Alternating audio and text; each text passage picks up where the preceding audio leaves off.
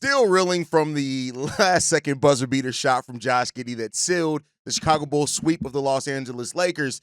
One thing has been evident over this run, something that I've been kind of hesitant and kind of being more patient about, really kind of embracing, and that is Josh Giddey and Coby White are the backcourt of the future. We're going to talk about it all and more right after this. You are now tuned in to Chicago Bulls Central, your number one place for all Chicago Bulls news and content.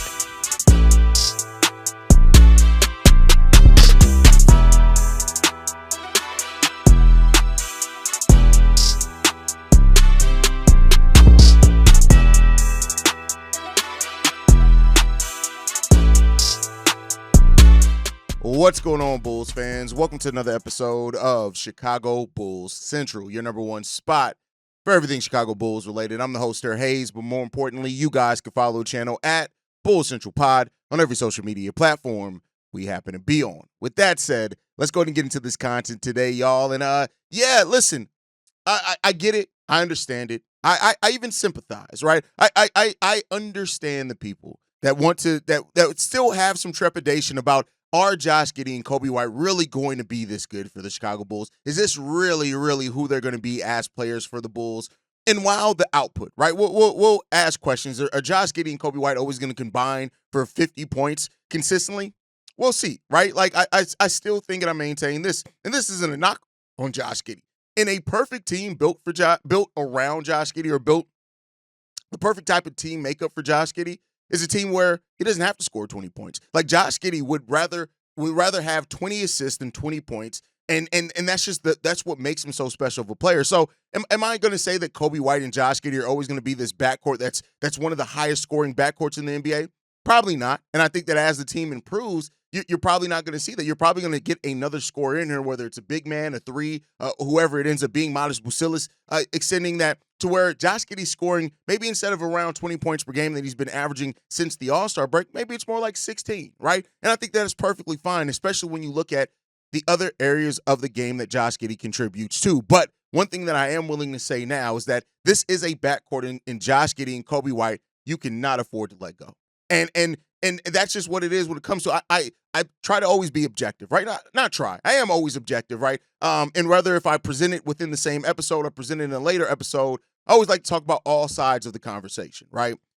But in this one, right? And this is what I got to say. Regardless of how you feel about where the Bulls are, where they should they be tanking? You know what? That's another weird thing, right? Is that Bulls fans claim they want to win, but then say we shouldn't be winning now. We should be losing so that we can win later.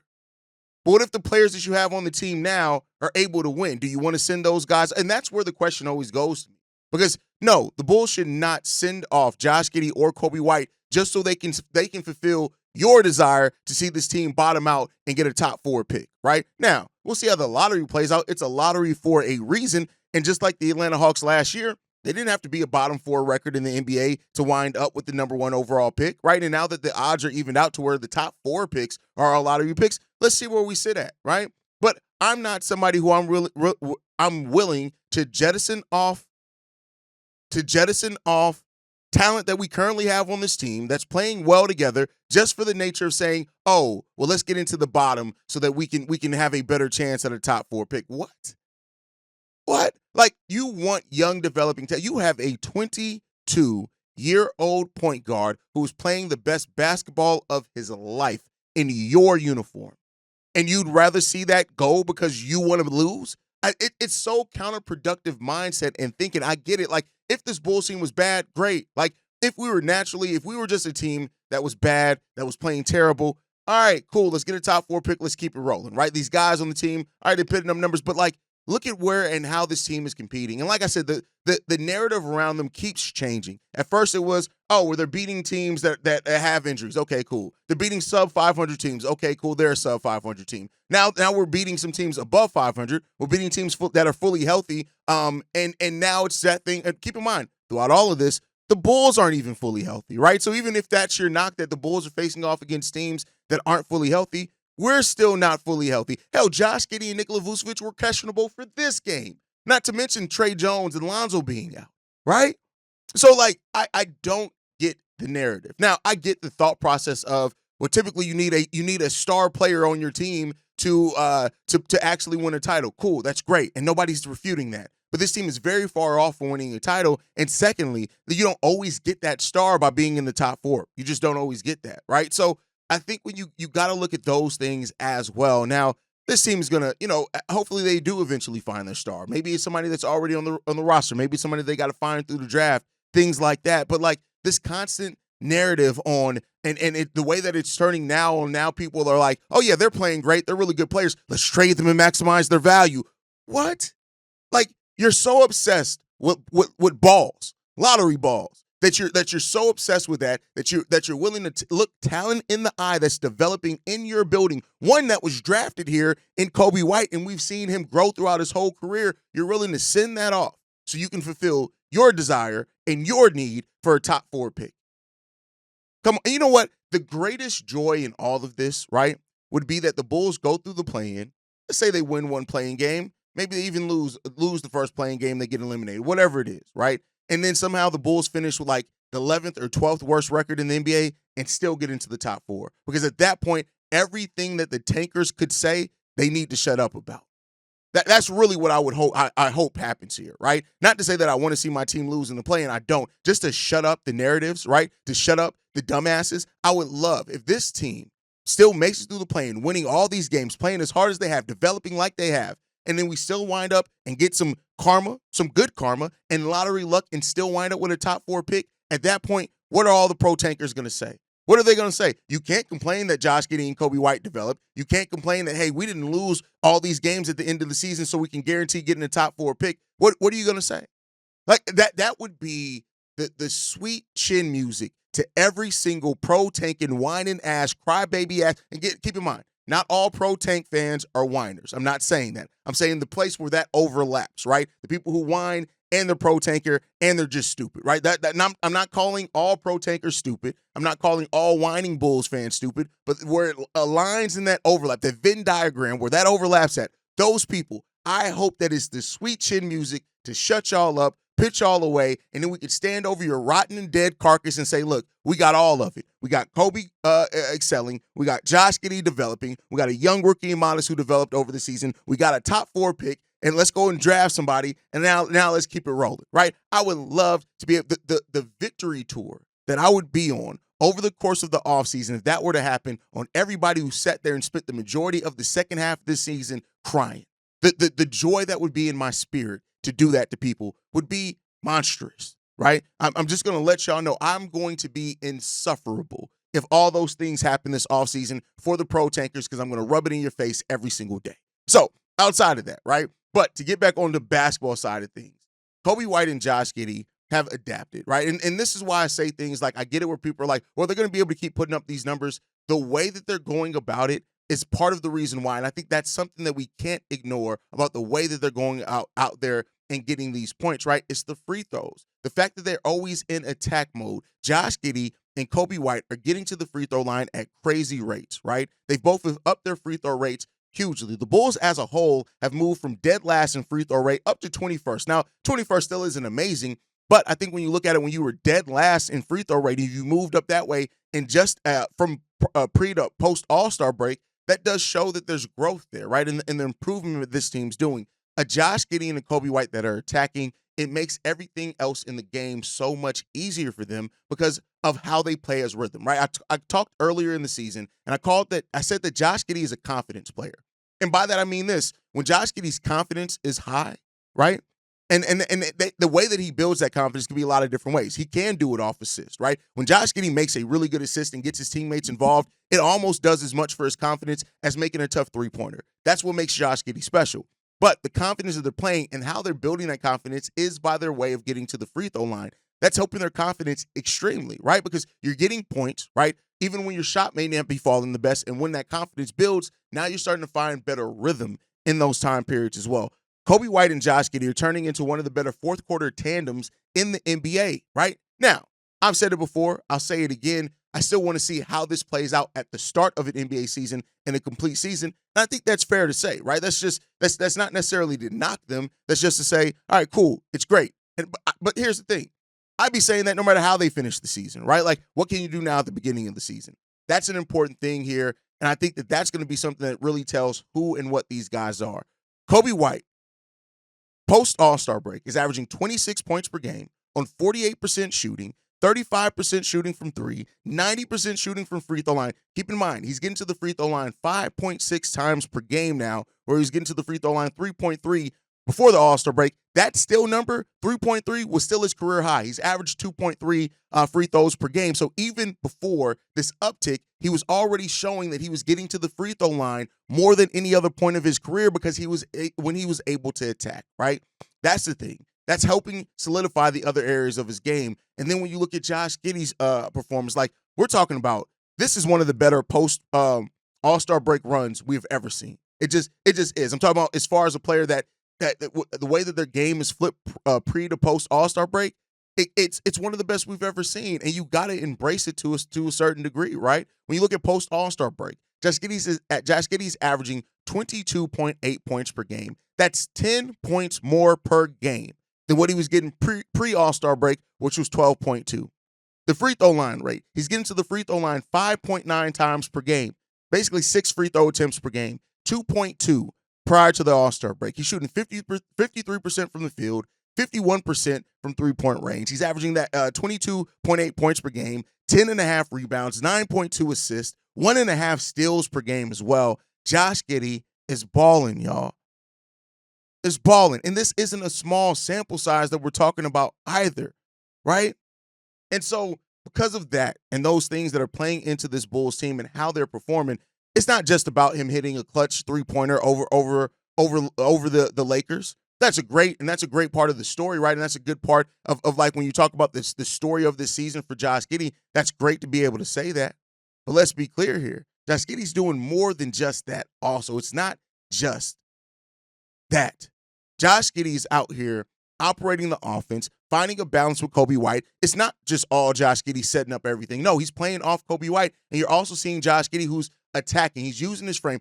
The thing that makes what Josh Giddey's able to do, and I said this before, as Josh Giddey is not the most athletic player, he's not even the fastest player, right? But he's able to get to the free throw line. He's able to get to the teeth of the defense. He's able to get to the rim with a mix of craftiness, understanding how to use his body and his size, and the speed that he does have.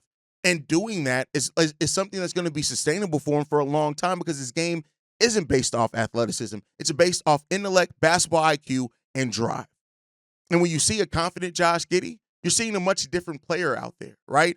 So as this thing continues to just go and develop, like this backcourt of Coby, this backcourt of Josh Giddey, this is something special that you want to see maintained. Now, I'm not saying that the Bulls need to give Coby White an early contract extension. I think also with him and only being able to get the certain money he's able to get as an extension probably means he's going to go to unrestricted free agency regardless. But this is definitely a backcourt that you're now looking at and saying, this is something that not only we can work with, this is something that we could have been waiting for, right? The balance. We've talked about a long time. Billy Donovan is a better coach when he has a point guard that's able to operate and run his offense at a high level. It just is. He's better as a coach when he does that. Bringing in Josh Giddey as a point guard who can run and operate his offense at a high level is going to make Billy Donovan more creative. Now, he doesn't have the superstars that he defaults to, and it becomes a safety net for him, so that's opening up things for everybody else. But the unselfish nature of this team overall has been a huge part of why they've been playing better, because it's not just about Giddey and Coby. Look at what Kevin Huerter's been doing. Look at what Zach Collins does in his minutes, right? Look at what Modest has brought in. Look at even Patrick Williams last night, right? Now, Billy Donovan talked a little bit about this team and the way they've been playing. He said this: I do appreciate the fact that since the uncertainty with the trade deadline happened of what may or may not happen with Kevin Huerter, Zach Collins, and Trey Jones, and then that passed, and now they're here, and then you're trying to acclimate them. Then we deal with some injuries. Lonzo was out. Vooch had some issues. The two constants have been Coby and Josh Giddey, and those guys have played well. You want to see that continue, but I think we've all been around the league long enough that over 82 games, it's hard to sustain level both these guys, White and Giddey, are playing at, night in and night out. The thing I appreciate of what the both of them have done is that they've competed really well. Besides the scoring and getting to the free throw line, they've competed really well, and they've helped maintain the identity and style of play. There's value in that too. Their numbers may go up and down, but I do appreciate the way that they've tried to play the game and the way they've tried to stick to how we've tried to play from day one, the system, right? And when you have a team full of players that are buying into the system and are executing the system, that is what gets you to the place that you see this Bulls team currently at, where they're performing, punching above their weight, but how the team is playing together as a unit, that's where the special thing is coming in at. So, listen, through all in all, I know this isn't going to change a lot of Bulls fans' minds because, unfortunately, some Bulls fans come into this situation with their narratives and decisions and ideas on who and what these players can be already decided. I hate to be y'all, right? Because coming in and deciding on who a player can be while you're seeing players refine their game, in Kobe's case, grow their game in Josh Giddey's case, and turn into what they're turning into, man, I tell you, man, this has been a special, special second half of this season. And no matter what comes in the offseason, the faith that's been restored, that like when you go and look at the Bulls record in the United Center and you see the way that the fans reacted to seeing their team compete on their home court, that game winner was not only a relief for Josh Giddey, that was a relief for Bulls fans. The Bulls fans that have showed up to the United Center and haven't seen the best product. The fans that have tuned into the United Center and seen a team that at home has been disappointing for the better part of 2 or 3 years, right? And while this team still has a losing record at home, the fans also deserve that. Josh Giddey deserved it. The fans deserved it as well. And let's see if we can start getting, and if the ship is really starting to right itself, right? The decisions that A.K. and Eversley made are all starting to come together and starting to form something that actually looks like a vision. All I'm saying is let's give this team time to see what it's going to turn into. I get it. I understand it. Coming into the season, we all thought this was about keeping the top 10 pick. AK said it when he was on the sideline being interviewed yesterday, right? Like they knew coming into the season that they wanted to keep the top. This first time he said that, right? And so once they were able to make the trade to get their pick back and their picks in the future back, that was a check mark. They're not at all focused on where that pick's going to be. They just wanted a chance because AK comes from a team that didn't always have to draft top 5 to be able to have and get good talent. Now he's got to show that he can do that here in Chicago, but if he can continue to do that, man, it seems off to the races. But after a game like last night, of course I got to go to the mailbag. Let's go. We got one from Corn. Let's go ahead and play that now. What's the word, King Drip? It's your brother Corn, man. Let's get right into it, man.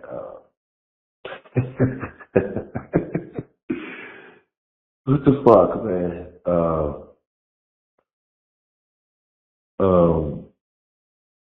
What the fuck?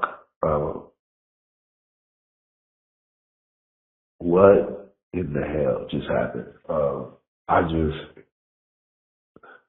Hey man,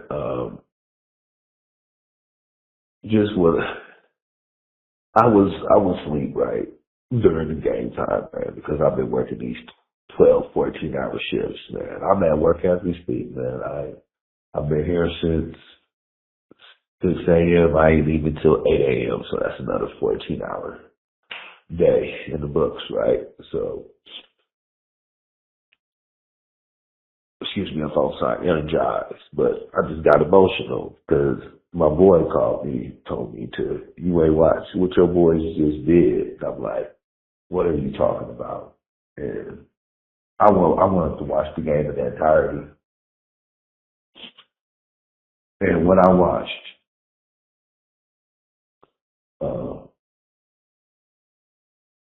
I got emotional. And the reason why I got emotional because I saw the madhouse mad again.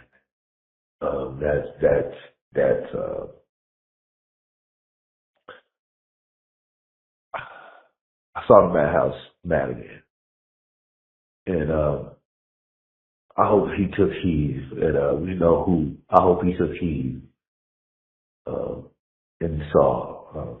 I've been quoting Kendrick, y'all know that's my man's, right? So I'm going to see him out here May 31st. Yeah, I will be out there to see him and find Scissor.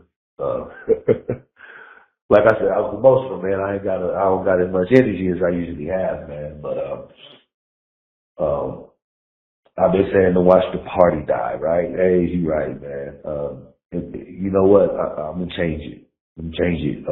Because we are Bulls fans. You a Bulls fan. We all Bulls fans, man. And guess what? I'm gonna say, after watching that, we deserve that. And you know what I mean? We deserve it all. We deserve it all, man. We deserve it all. Absolutely, man. Fucking C-Red Nation. I believe this shit, man. I love this shit. What I just saw today from this team, man. Amazing. Cardiac Bulls back again, right? Fuck. All right, K-Drip. Love you, bro. C-Red. We deserve it all. Seeing the Bulls fans in attendance and their reaction to that game absolutely was amazing. It was great to see. It was amazing to see because it was a release in that from Josh Giddey. Like the way that Josh Giddey let that shot off and he just walked over to the sideline, holding the pose because he knew that that was going in. And the way that the players rushed him was amazing. The way that the crowd erupted was, we haven't seen a lot of that in the United Center in quite a while. So getting you emotional, bro, embrace it, right? Because we as Bulls fans haven't had a lot of time where we've been able to feel that, go through that, and just have these moments over the years. Yeah, DeMar DeRozan hit some big shots over the years. Make no mistake about it. And I never want to take that from DeMar. He hit some amazing shots here in his Bulls tenure, and I, for one, love to see it, right? Love to see it. But it's different when you have a player like, we knew that DeMar DeRozan could hit the big shot. That's part of the reason he came here. Seeing a guy like Josh Giddey have the game that he did, seeing Coby White hit the shots that he did. Coby, Giddey, P. Will all hit big shots down the stretch of the game. And if it wasn't for those guys hitting those shots, we wouldn't have won that game. So, yeah, you're cool to get emotional. I feel it, bro, because, listen, that was just such an amazing finish to a game. That is one of the best finishes and craziest finishes that I have seen in my 38 years of watching NBA basketball. It just is what it is. Can't take away from that. So that's my thought process there. All right, let's get into the next voicemail, man. This one's from the 217. Yes, I'm going to talk about the Bulls, and I think that they have to be very careful of what their moves they make now because, excuse me, I believe they have a team that could run for a while on what they have. Whatever they got to do, they got to bring Giddey and White signed. Also, they have Vucevic, Ball, and Patrick Williams. They could move them, and they would get back $50 million in salary. And they need to get a power forward to run, power forward center type of player to run with the team in case they get rid of Vucevic. And they are very close to having what they need to run for championships. And that $50 million, they could work with signing Giddey and White. And plus keep the players that they've acquired in the Sacramento trade.